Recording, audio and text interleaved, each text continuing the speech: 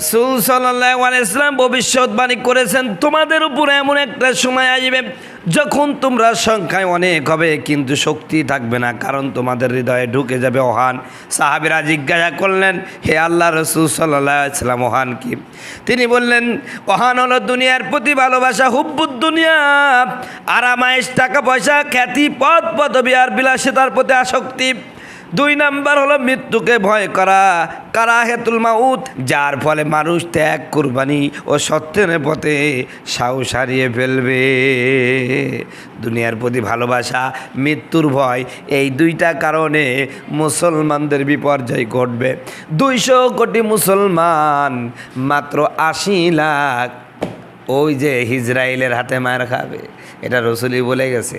কারণ মুসলমানদের মধ্যে এখন মৃত্যুর ভয় আছে না? নাই, আছে না? মৃত্যুর ভয় আছে।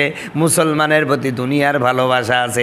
দুনিয়ার ভালোবাসার কারণে সৌদি কথা বলে না, জর্ডান কথা বলে না, মিশর কথা বলে না, কাতার কথা বলে না, পৃথিবীর যত মুসলমান রাষ্ট্র আছে, তুরস্ক, এ তো আরাক ভিলেন, এও কথা বলে না।